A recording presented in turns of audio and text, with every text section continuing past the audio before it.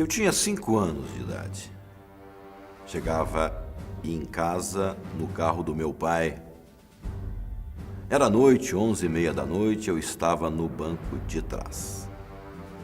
Meu pai picou o carro na garagem, saiu do carro e, como estava muito frio, deixou o carro ligado, farol aceso, a porta aberta e foi até o portão para poder abrir. E eu, sentado, com sono, com 5 anos, no banco de trás. Enquanto meu pai abria o portão, o farol aceso, o carro ligado, a porta aberta e eu atrás, entra dentro do carro uma figura que eu nunca mais vou esquecer. Um gorro de lã, uma manta no pescoço, um hálito de cachaça sem limão. Esse cara entra dentro do carro. Ele bate a porta. Ele dá marcha ré. E ele arranca o carro comigo dentro.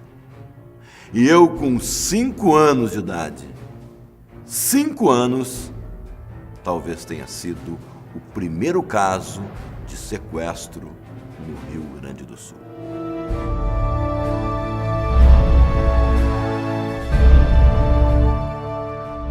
Mas eu não trouxe essa história aqui para contar o desfecho do meu sequestro, ou como foi o sequestro. Graças a Deus eu estou aqui são e salvo. Mas eu trouxe essa história, eu pus essa história nos meus livros, porque deste momento, deste trauma, dessa dor, ficou algo que marcou para sempre a minha vida. Eu fiquei extremamente gago. Gago de chutar parede. Você conhece aquele gago de chutar parede? Aquele que não consegue falar e tem que chutar, empurrar? Assim fiquei. E você sabe o que é um menino gago na escola? O bullying, a humilhação, apelidos, batedeira, freio de mão, barco a vapor por causa do pop, pop, pop. Eu me lembro que lá pelos 12 anos, tinha um colega na escola, daqueles mais marrentos, que me dizia: Beto, qual é o teu nome todo?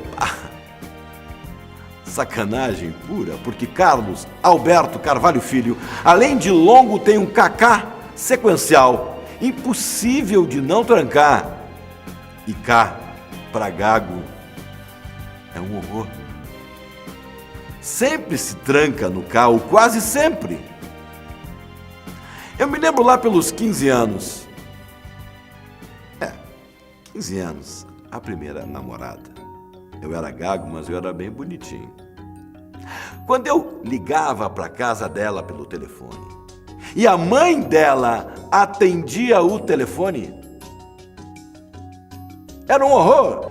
Por um infortúnio da natureza, o nome dela era Kátia, com K. Eu tinha que chamar a minha mãe para chamá-la, porque eu não conseguia pronunciar o seu nome. Vejo que é um garoto com 15 anos, numa época de formação da sua personalidade, não conseguir chamar o nome da própria namorada. É muita humilhação, é muita dor. E aquilo foi algo que ia me machucando. Eu chorava e dizia: Deus, por que comigo acontece isso? E a gente sempre acha que é conosco que as coisas ruins acontecem. Eu dizia: por que comigo? Logo eu que gosto de falar. E aquilo ia me machucando. Aquilo ia me corroendo por dentro. Recordo que fui fazer o vestibular com 17 anos, 18 anos. Levei comigo aquela dúvida até o final: o que fazer? Ciências humanas, que eu gostava de gente, ou ciências exatas, que eu até gostava de matemática, mas daí a seguir essa carreira seria algo muito diferente. E eu levei comigo esta dúvida até o final. O que fazer? Humanas, exatas, exatas, humanas. E na hora de fazer a inscrição para o vestibular, faltou coragem. O medo venceu a esperança. E eu acabei fazendo engenharia civil. E fiz o vestibular, e passei em engenharia civil, e cursei engenharia civil, e me formei em 5 anos engenheiro civil. Festa, pai, mãe, amigos, namorada, espumante. No outro dia, quando passou a festa, e eu me dei conta que eu deveria ser engenheiro civil, caiu a ficha. Aquilo não era para mim. E como seguir? Passou algum tempo, não muito, alguns meses. Cheguei em casa, chamei meu pai e minha mãe, pessoas que eu amo muito, e pai e mãe são muitas coisas na nossa vida. Chamei o pai e a mãe e disse: olha, eu tenho algo a dizer para vocês. Eu não vou ser engenheiro. Meu pai: como assim, meu filho? Pai, eu não vou ser, porque eu não tenho vocação para isso. Mas o que é que você vai ser então? Tem algo que eu quero ser, que tem tudo a ver comigo. O que? Disse a minha mãe. Eu disse: mãe, eu vou ser vendedor. Vendedor, meu filho, disse a minha mãe. Tu és engenheiro? No fundo, ela quis dizer: meu filho, vendedor?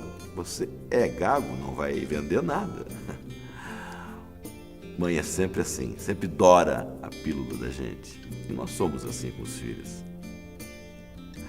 Mas ela viu que eu estava falando sério, meu pai também, e me disseram: se é isso que você quer, segue a vida. E eu segui.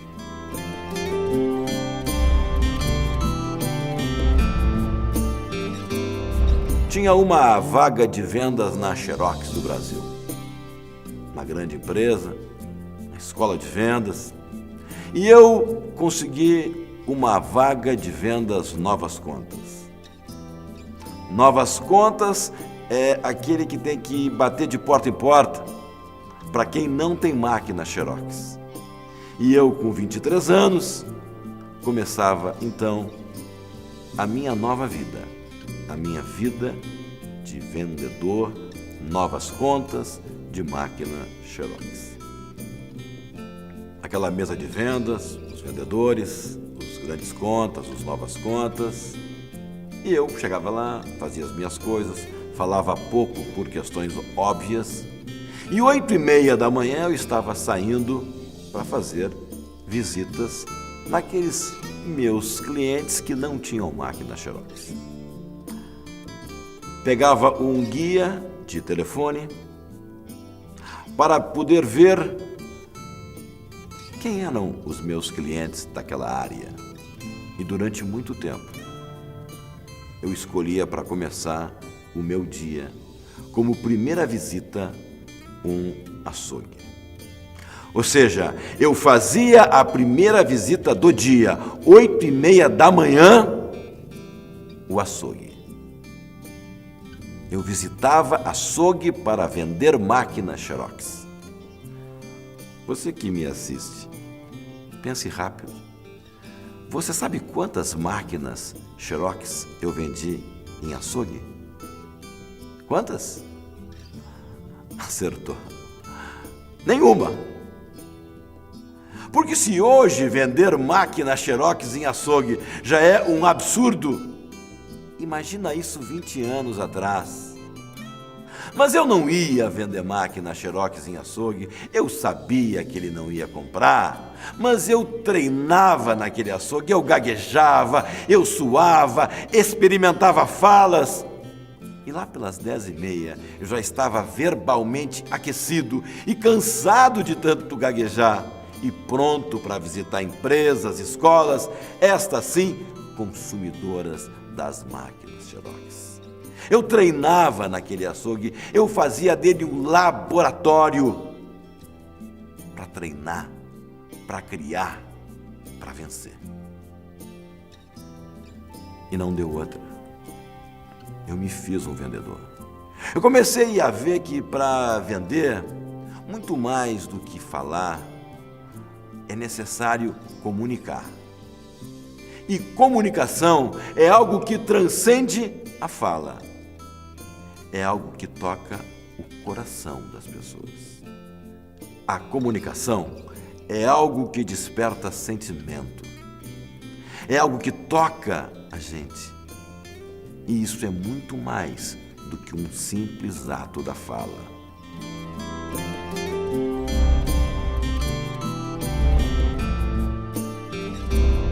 Em todas as minhas palestras, em todos os seminários e workshops, o foco é você. Você é que pode fazer a diferença. Por melhor que seja o produto, o serviço, a tecnologia, nada vai superar a sua qualidade, a sua força, a sua competência, a sua capacidade. Você é único, você é inimitável, você é irrepetível. Você é que pode fazer a diferença. E a chave disso é o autoconhecimento. É descobrir quais são os seus dons e focar nos seus dons como sendo os seus diferenciais de vida. Peter Drucker tinha uma frase que dizia: a gente gasta muito mais tempo, dinheiro, energia para irmos do mau desempenho ao médio do que irmos do bom à excelência. Ou seja, a gente perde tempo fazendo o que nós não gostamos, fazendo o que nós não temos dom, e o máximo que a gente consegue é ser médio. E sendo médio, lamento dizer a você, nós não vamos fazer a diferença. Porém, se você der foco, concentrar energia, estudo, conhecimento, atenção, naquilo que você gosta, naquilo que brilha o seu olho, você pode partir do bom com muita chance de ser ótimo. E sendo ótimo, você pode fazer a diferença. Por isso, mesmo que a estrada da sua vida seja uma estrada difícil, pedregosa, sinuosa, com obstáculos, mas se ela é a estrada do seu dom, da sua vocação, siga. Foque todas as suas fichas na sua vocação. Aprenda mais, conheça-se mais e seja feliz.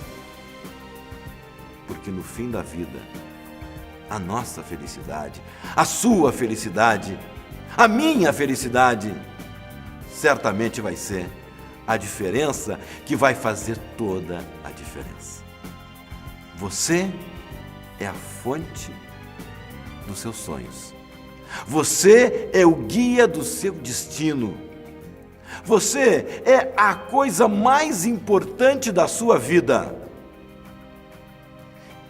E, como diz aquele dito popular, se o que a gente leva dessa vida é a vida que a gente leva, pare, pense e reflita. E eu imagino levar o quê?